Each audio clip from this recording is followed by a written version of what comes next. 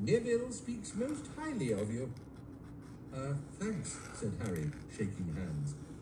Neville did not look at him, but stared at his own feet, the colour deepening in his face all the while. And you two are clearly Weasleys, Mrs. Longbottom continued, proffering her hand regally to Ron and Ginny in turn, down the ward in her nightdress. She no longer had the plump, happy-looking face Harry had seen in Moody's old photograph of the original Order of the Phoenix. Her face was thin and worn now. Her eyes seemed over-large, and her hair, which had turned white, was wispy and dead-looking. She did not seem to want to speak, or that would mean placing himself once again under the tyranny of Dolores Umbridge, who had no doubt managed to force through another dozen decrees in their absence. There was no Quidditch to look forward to now that he had been banned. There was every likelihood. Harry did not immediately register what she had said. One of his castles was engaged in a violent tussle with a pawn of Ron's, and he was egging it on enthusiastically.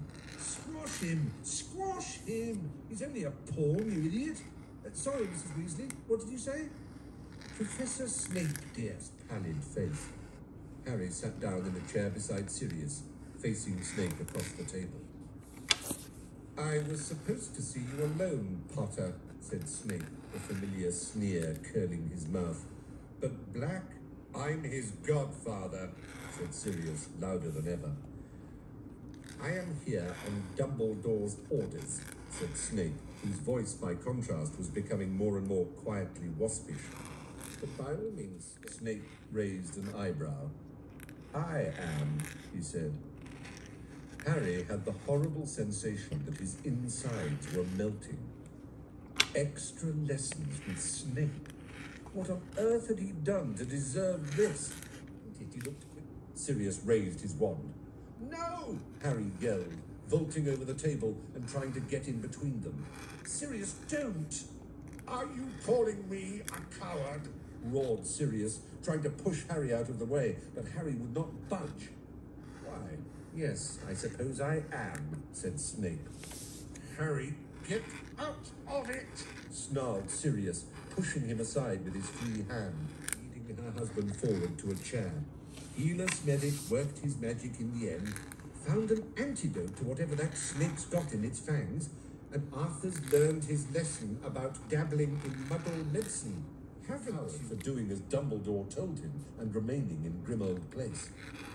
But he had no opportunity to do so, and eyeing the ugly look on Sirius's face, Harry wondered occasionally whether he would have dared to mention it even if he had the chance. Instead, he told Ron and Hermione under his voice about having to take occlumency lessons with Snape. Dumbledore wants on robbing. Harry's attention was drawn towards the desk, however, where a shallow stone basin engraved with runes and symbols lay in a pool of candlelight. Harry recognized it at once. It was Dumbledore's pensieve.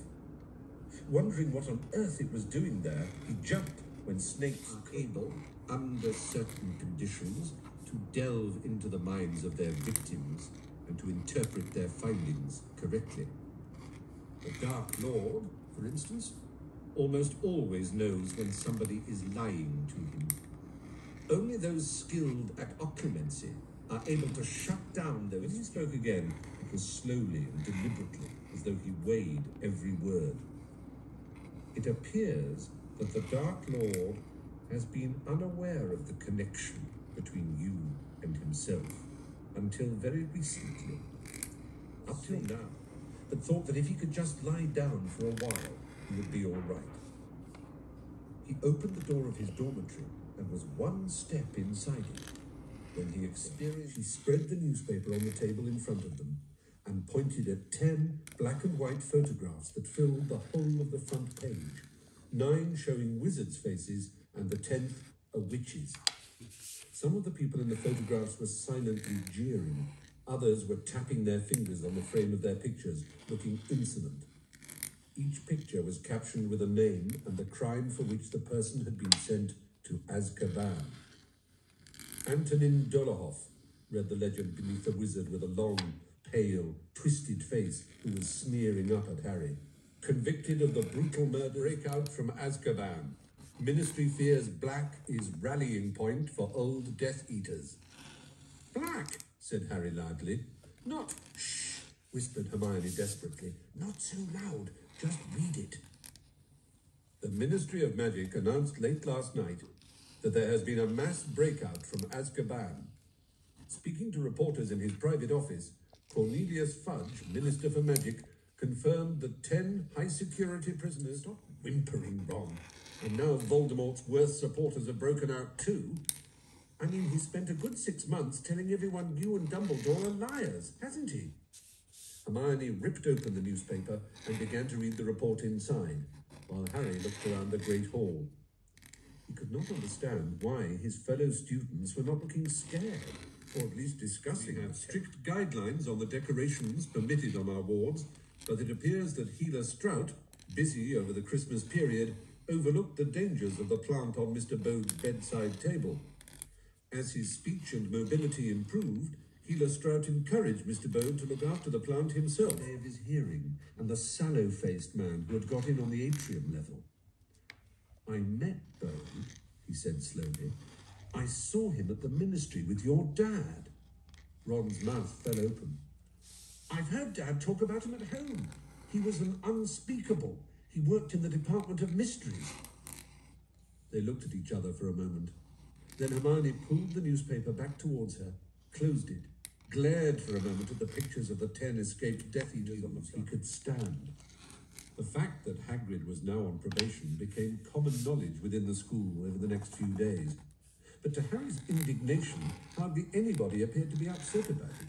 Indeed, some people, Draco Malfoy prominent among them, seemed positively gleeful.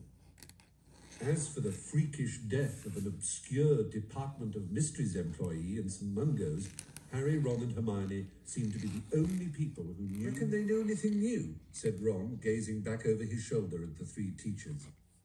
If they do, we're not going to hear about it, are we? Said Harry angrily. Not after Decree. What number are we on now?